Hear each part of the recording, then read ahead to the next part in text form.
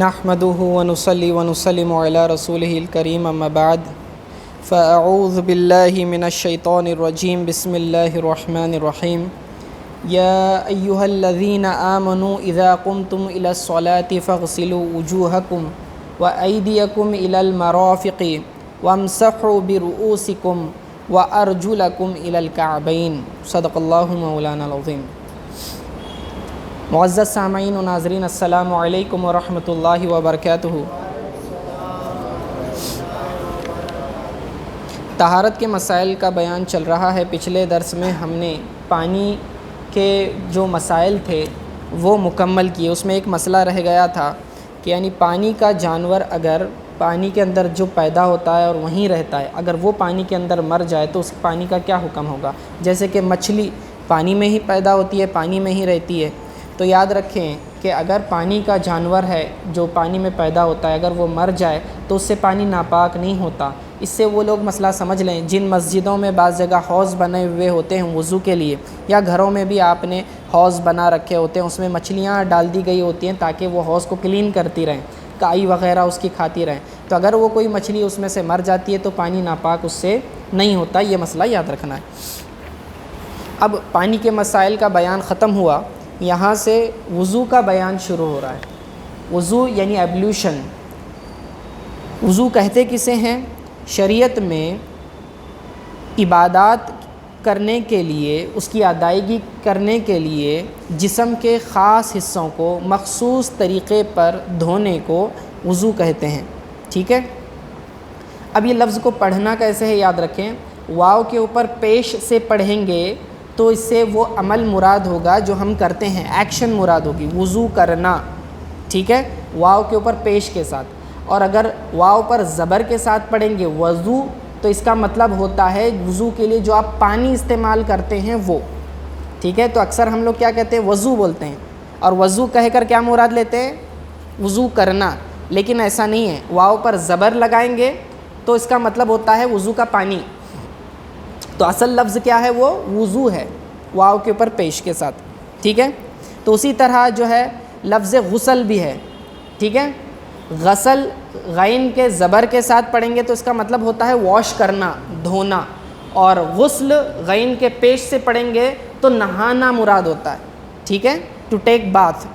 تو یہ معنی میں فرق پڑ جاتا ہے، تو تھوڑا تلفظ درست کر لینا چاہیے، ٹھیک ہے۔ اب شریعت کے تقاضے کے مطابق ہم نے وضو کرنا ہے، اور اللہ تعالیٰ نے سورہ مائدہ میں اس کا حکم ارشاد فرمایا ہے۔ جو آیت میں نے آپ کے سامنے پڑھی ہے یہ آیت وضو ہے۔ اس کے اندر اللہ تعالیٰ نے وضو کا طریقہ، اس کے فرائض کا ذکر کیا ہے۔ اللہ تعالیٰ فرماتا ہے، اے ایمان والو، جب تم نماز پڑھنے کا ارادہ کرو، یعنی بے وضو جب ہوتے ہو تم، تو اپنے چہروں کو دھو، کوہنیوں سمیت اپنے دونوں ہاتھوں کو دھو، اور ٹخنوں سمیت اپنے دونوں پیروں کو دھو، اور اپنے سروں کا کیا کرو؟ مسح کرو، ٹھیک ہے۔ تو اس آیت کریمہ میں 4 فرائض کا ذکر ہے۔ اب وضو کے یہ پورے کنسپٹ کو سمجھنے سے پہلے چند بنیادی باتیں میں آپ کو بتانا چاہوں گا، یعنی اس کو ہم سپلٹ کریں گے ڈیفرنٹ ٹاپکس کو۔ وضو کی تعریف کیا ہے؟ وضو کے فرائض کیا ہیں؟ وضو کی سنتیں کیا ہیں؟ وضو اور اس کی نیت کیسی ہونی چاہیے؟ اور وضو میں جو اعضاء باڈی پارٹس ہم دھوتے ہیں اس کی ڈیٹیلز کیا ہیں اور اس کے متعلق مسائل کیا ہیں؟ کن چیزوں سے وضو ٹوٹتا ہے، کن چیزوں سے وضو نہیں ٹوٹتا، ٹھیک ہے، اور اس کی شرعی حیثیت کیا ہے؟ تو ترتیب وار ہم اس چیز کو سمجھنے کی کوشش کریں گے۔ تو وضو کہتے کسے ہیں؟ پانی کے ذریعے چہرے اور دونوں ہاتھوں کو کوہنیوں سمیت، کوہنی مینس ایلبوز، اور ٹخنوں سمیت دونوں پیروں کو دھونا، ٹخنے مینس اینکلز، پیر کے پاس جو ہڈی ہوتی ہے، یہ 3 اعضاء وہ ہیں جن کو دھونا ضروری ہے۔ اور 1/4 چوتھائی سر کا مسح کرنا، ٹھیک ہے، اس کو وضو کرتے ہیں۔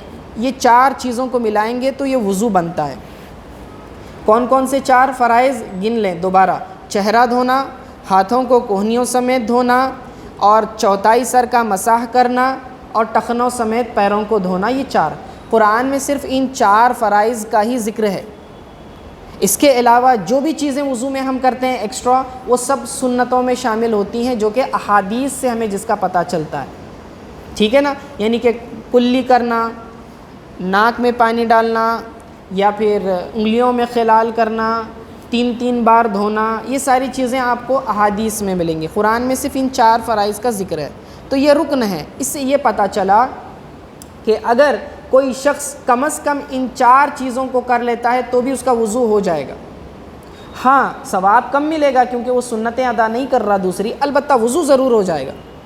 یعنی اگر کوئی شخص ناک میں پانی ڈالنا بھول گیا، کلی کرنا بھول گیا، جلدی میں وضو کر لیا لیکن 4 فرائض مکمل کر لیے تو بھی اس کا وضو ہو گیا، وہ نماز پڑھ سکتا ہے۔ ٹھیک ہے۔ اچھا، غسل یعنی دھونا اور مسح کرنا، ان دونوں میں فرق کیا ہے؟ تو آیت کریمہ میں 3 اعضاء کو دھونے کا ذکر ہے اور ایک چیز کا مسح کرنے کا ذکر ہے۔ ٹھیک ہے، تو دھونا کسے کہتے ہیں پہلے یہ سمجھ لیں۔ قرآن نے تفصیل نہیں بتائی کہ دھونا کسے کہتے ہیں، صرف دھونے کا حکم دیا، اور یہ کام جو ہے اس امت کے فقہا کے اوپر، جورسٹ کے اوپر چھوڑ دیا کہ وہ جو ہے اس کی ڈیٹیلز بیان کر دیں۔ ٹھیک ہے، تو ہمارے فقہا فرماتے ہیں کہ دھونے کا مطلب ہے پانی کا بہانا، اور مسح کا مطلب ہے کہ گیلا ہاتھ یعنی گیلا پن اس باڈی کے پارٹ تک پہنچانا۔ مسح کا مطلب گیلا ہاتھ آپ جو ہے اس باڈی کے پارٹ پر پھیریں گے۔ ٹھیک ہے، اب دھونے کی مقدار کیا ہے؟ دھونا مطلب کتنا پانی استعمال کرنا دھونے کے لیے؟ یاد رکھیں کہ اس کے اندر ایک اصول یہ ہے کہ جس باڈی پارٹ کو، جس جسم کے عضو کو آپ دھو رہے ہیں تو اس پر سے، اس کے ایک بال پر سے کم از کم 2 بوندیں گزر جانی چاہیے، بہہ جانی چاہیے، تو اسے ایک بار دھونا شمار کیا جائے گا۔ 2 ڈراپس اگر بہہ جاتے ہیں تو 1 مرتبہ دھونا شمار ہوگا، پورے ہاتھ پر سے 2 ڈراپس نہیں، یعنی کہ جسم، اس ہاتھ کا ایک جو بال ہوتا ہے، ٹھیک ہے، اس پر سے 2 قطرے چلے جانے چاہیے، تو اس کو کیا کہتے ہیں؟ 1 بار دھونا شمار کیا جائے گا۔ اور 3 بار دھونے کا کیا مطلب ہوگا؟ کتنے قطرے بہنا چاہیے؟ 6 قطرے بہنا چاہیے، 6 ڈراپس بہنا چاہیے، تو یہ 3 بار دھونا شمار ہوگا۔ تو منیمم اتنی اس کی مقدار ہے۔ اب آپ اس کو کیسے معلوم کریں گے، کیلکولیٹ کریں گے؟ کہ آپ چاہیں تو آپ جائیں، ہاتھ ایسے نیچے کریں، اوپر سے پانی ڈالتے جائیں کہ 2 قطرے بہنے کے لیے آپ کو کتنا پانی لگتا ہے۔ ٹھیک ہے، یا آپ اپنا ہاتھ دھو کر دیکھ لیں کہ 2 ڈراپس نیچے گر جائیں آپ کے پورے ہاتھ پر سے، ٹھیک ہے، تو کتنا پانی آپ کو لگتا ہے؟ آپ کو پتہ چلے گا کہ بہت کم پانی لگتا ہے، صرف بہت کم پانی لگتا ہے۔ اور 6 قطرے بہنے کے لیے کتنا لگے گا وہ بھی آپ ججمنٹ لگا سکتے ہیں۔ اس مسئلے سے ان لوگوں نے سبق سیکھنا چاہیے جو نل کے اوپر مسجدوں میں وضو کر رہے ہوتے ہیں اور نل تیزی سے کھلا ہوتا ہے، اس کے نیچے بس ہاتھ رکھ دیتے ہیں اور بار بار 3 بار دھو رہے ہوتے ہیں، جبکہ وہ 6 قطرے نہیں 600 قطرے سے بھی زیادہ گزر چکا رہتا ہے۔ زیادہ پانی خرچ کرنا وضو میں یہ اسراف ہے اور یہ گناہ ہوگا۔ آپ سمجھ رہے ہیں پانی کتنا چاہیے وضو میں؟ بہت مختصر لگتا ہے وضو کے لیے پانی، لیکن لوگ بہت زیادہ بہاتے ہیں، تو خیال کرنے کی ضرورت ہے۔ اور مسح کسے کہتے ہیں؟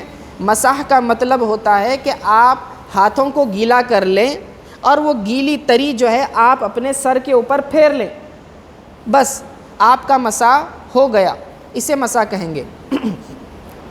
اور یاد رکھیں کہ جن اعضاء کا دھونا فرض ہے ان پر 3 مرتبہ پانی بہانا یہ سنت مؤکدہ ہے، یعنی اگر آپ کریں گے تو ثواب ملے گا، اور بغیر کسی مجبوری کے 1-2 بار آپ نے ایسا کرنا چھوڑ دیا تو کوئی حرج نہیں، البتہ اس کی عادت بنا لے گا تو گناہ گار ہوگا۔ ٹھیک ہے نا، یعنی اگر آپ 1 مرتبہ بھی اگر دھو لیتے ہیں تو بھی آپ کا وضو ہو جائے گا۔ 1 بار ہاتھ دھویا، 1 بار چہرہ دھویا، 1 ہی بار پیر دھویا ہے اور 1 بار مسح کیا، ٹھیک ہے نا، تو یہ آپ کا وضو ہو گیا۔ زیادہ 3 بار دھونا یہ سنت مؤکدہ ہے، یہ فرض نہیں ہے، اور یہ کریں گے آپ 3 مرتبہ دھونا تو اس سے آپ کو زیادہ ثواب ملے گا، لیکن مسح کو صرف 1 ہی بار کرنا ہے، 3 بار نہیں کرنا ہے۔ اب یہ حدیث صحیح مسلم کی ہے کہ جس میں حضرت عثمان رضی اللہ تعالیٰ عنہ نے حضور علیہ الصلاۃ والسلام کے مکمل وضو کے طریقے کو بیان فرمایا۔ حضرت حمران رضی اللہ تعالیٰ عنہ سے مروی ہے کہ حضرت عثمان رضی اللہ تعالیٰ عنہ نے وضو کا پانی منگوایا اور پھر اس طرح وضو کیا کہ پہلے 3 بار دونوں ہاتھوں کو دھویا. ٹھیک ہے، ہاتھوں کو دھونے سے مراد کونیوں تک نہیں، یہ کلائیوں تک دھو لینا، ہاتھ کو پہلے کلین کر لینا. ٹھیک ہے، پھر اس کے بعد انہوں نے کلی کی اور ناک میں پانی چڑھایا، پھر اپنے چہرے کو 3 بار دھویا، پھر اپنے سیدھے ہاتھ کو کوہنی سمیت 3 بار دھویا، پھر اپنے بائیں ہاتھ کو لیفٹ ہینڈ کو اسی طرح کوہنیوں سمیت 3 بار دھویا، پھر اپنے سر کا 1 بار مسح کیا، پھر اپنے سیدھے پاؤں کو ٹخنوں سمیت اینکل سمیت 3 مرتبہ دھویا، پھر اس کے بعد لیفٹ پیر لیفٹ لیگ کو ٹخنوں سمیت 3 مرتبہ دھویا. ٹھیک ہے، پھر فرمایا رأیت رسول اللہ صلی اللہ علیہ وسلم توضأ نحو وضوئی ھذا، کہ میں نے رسول اللہ صلی اللہ علیہ وآلہ وسلم کو اپنے اس وضو کی طرح وضو کرتے ہوئے دیکھا. یعنی حضرت عثمان رضی اللہ تعالیٰ عنہ جو ہے تھیوری بھی بتا رہے ہیں، پریکٹیکل بھی بتا رہے ہیں. تو وضو کا پہلے انہوں نے پانی منگوایا اور پورا وضو کر کے بتایا اور کہا کہ اسی طرح آقا علیہ الصلوۃ والسلام وضو فرمایا کرتے تھے. ٹھیک ہے، تو اس میں ہمیں وضو کے جو اعضاء دھونے کی ترتیب ہے، سیکوینس، وہ بھی پتہ چلی، اعضاء کتنے بار دھونا ہے وہ بھی پتہ چلا، کس کے بعد کون سا دھونا ہے یہ چیزیں پتہ چلی. ٹھیک ہے، لیکن اس کے اندر انہوں نے سیگریگیٹ نہیں کیا کہ فرائض کتنے ہیں، سنتیں کتنی ہیں، یہ نہیں، مکمل ایک طریقہ وضو کا بتا دیا. ٹھیک ہے، لیکن فرائض اس میں وہی ہیں جو قرآن میں ذکر ہیں، باقی جو ہے سنتیں ہیں.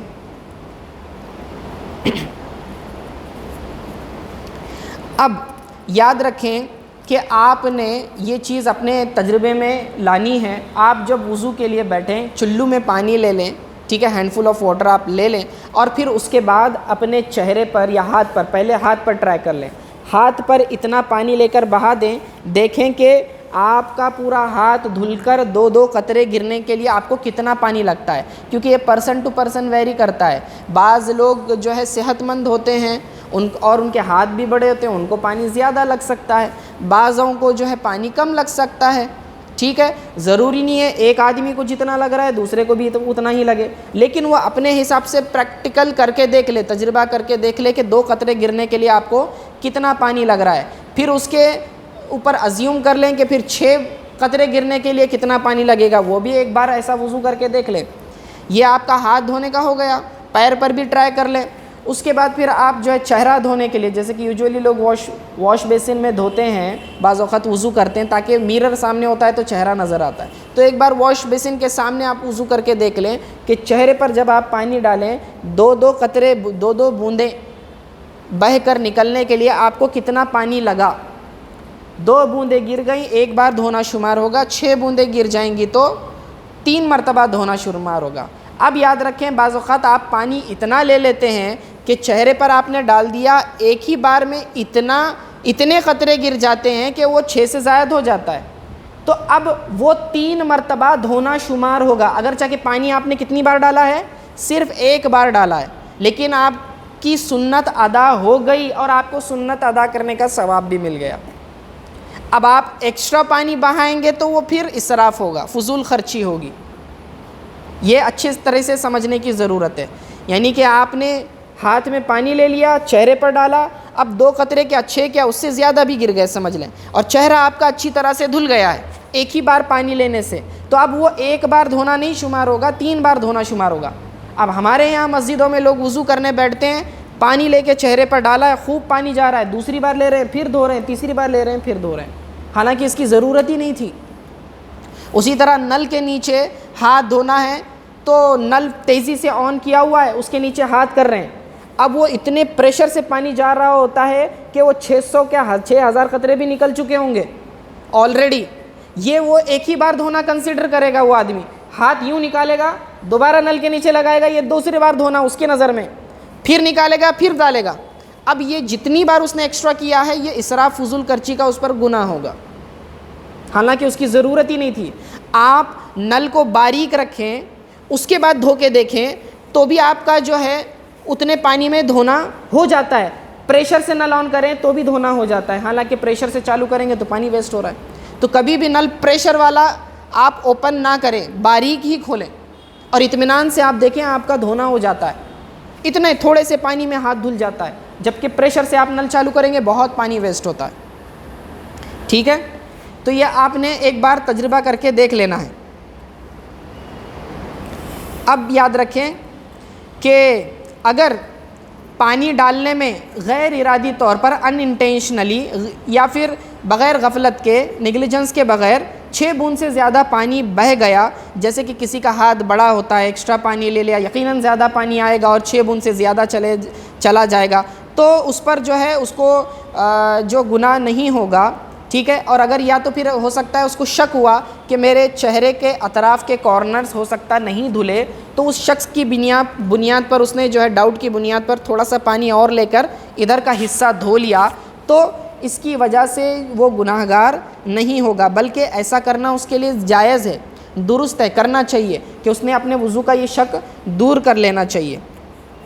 لیکن خیال رکھیں بار بار جس کو وضو میں شک ہوتا ہے اس کے لیے مسئلہ الگ ہے.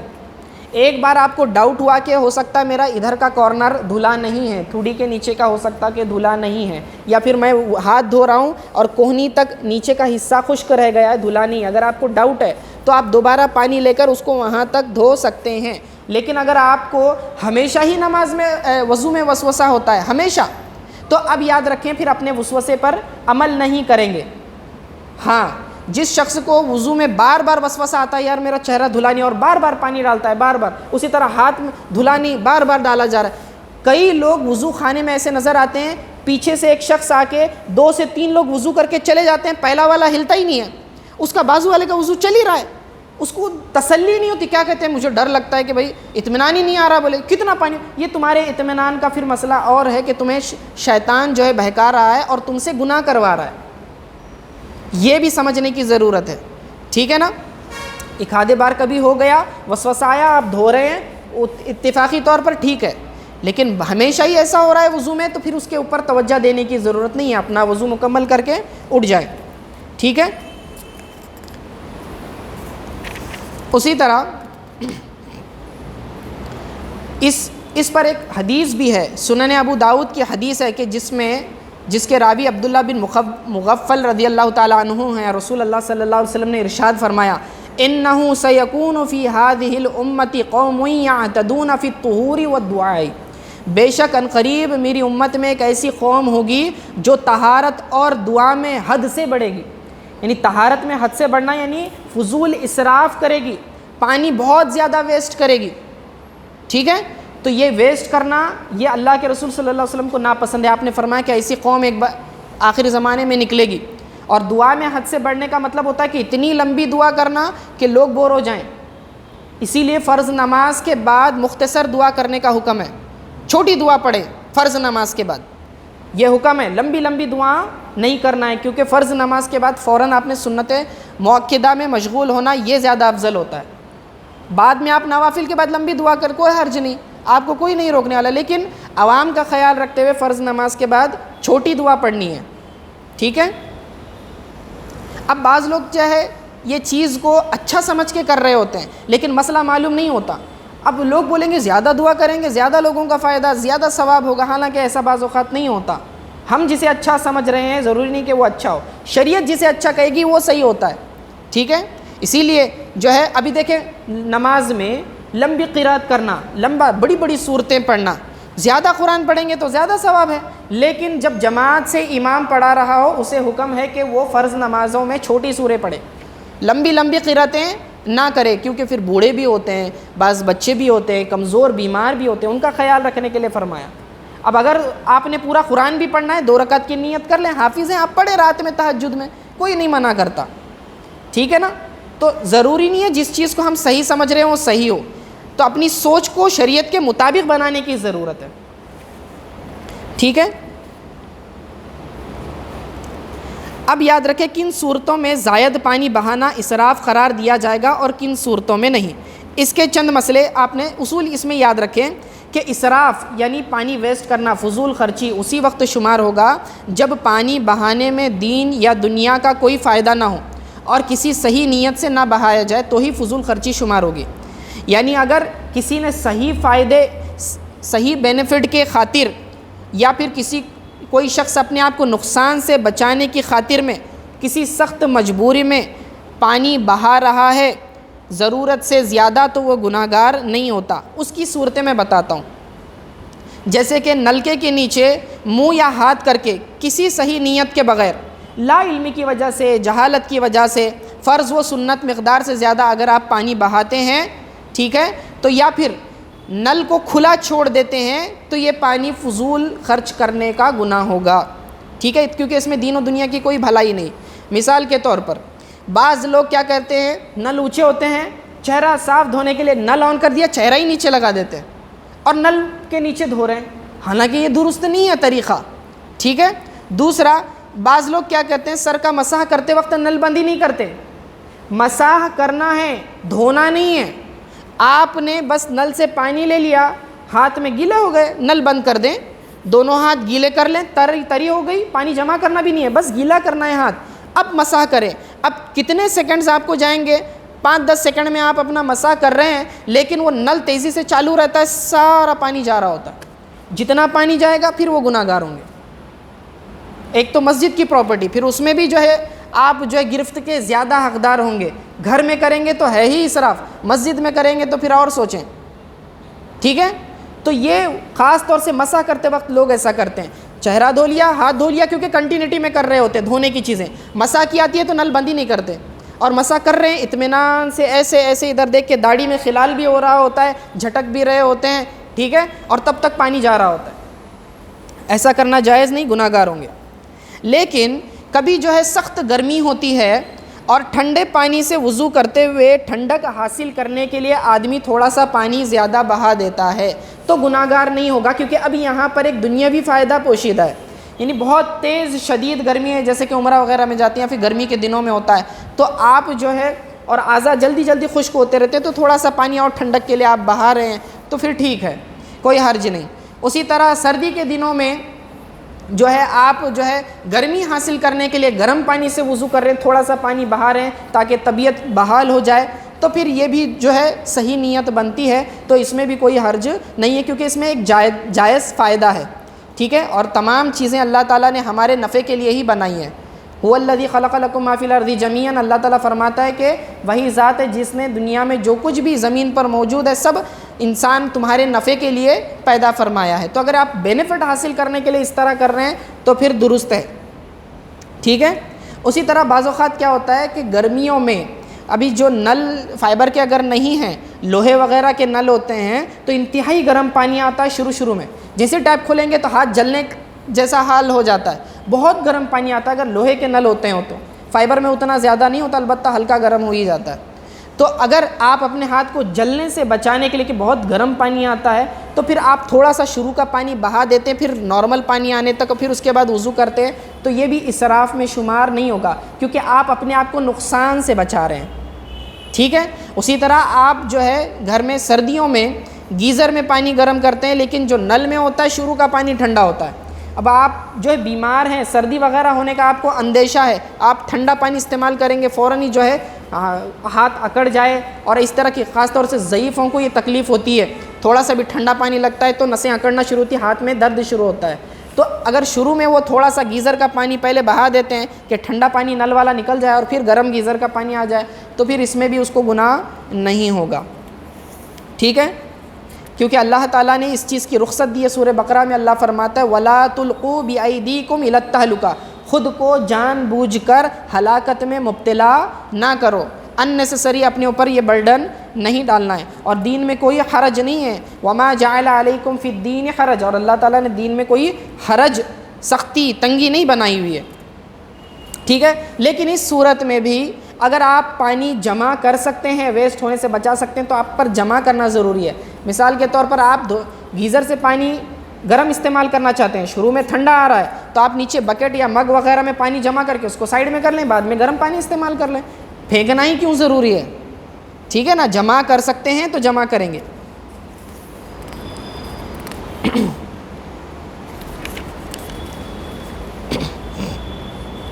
اب اس میں یہ مسئلہ یاد رکھیں کہ جب کوئی مسلمان باعث ضرر تکلیف بننے والی 2 اشیاء یا اعمال میں سے کسی ایک کو اختیار کرنے پر مجبور ہو جائے تو شریعت اسے ان میں سے کم تکلیف دینے والی چیز یا عمل کو اختیار کرنے کی اجازت دیتی ہے۔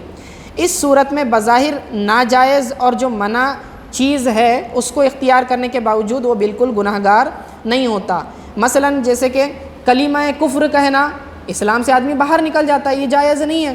البتہ اگر کسی شخص کو جان کا خطرہ ہو، کوئی گن پوائنٹ پر بولتا ہے کہ بھائی تو جو ہے کلمہ کفر بول کہ میں اللہ کو نہیں مانتا ورنہ تجھے میں مار دوں گا، اب ایسی صورت میں شریعت اسے اجازت دیتی ہے کہ جان بچانے کے لیے وہ کلمہ کفر بول سکتا ہے۔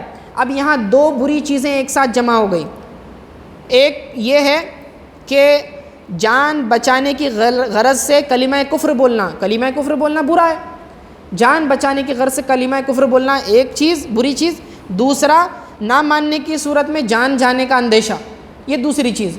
اب ان دونوں میں جو کم بری ہے آپ اس کو اختیار کر سکتے ہیں، کیونکہ آپ مجبور ہو گئے، دونوں میں سے ایک ہی چوائس ہے آپ کے پاس، تو آپ جو ہے جان کو بچانا فرض ہے ایسی صورت میں، تو آپ جو ہے جان بچانے کے لیے کلمہ کفر زبان سے نکال سکتے ہیں، لیکن آپ کا دل جو ہے مطمئن ہونا چاہیے، یعنی دل میں آپ کفر پر راضی نہیں ہونے چاہیے، دل میں تو آپ اللہ کو مان رہے ہیں، صرف جان بچانے کے لیے جو ہے زبان سے کلمہ کفر بول رہے ہیں تو پھر گناہ گار نہیں ہوں گے۔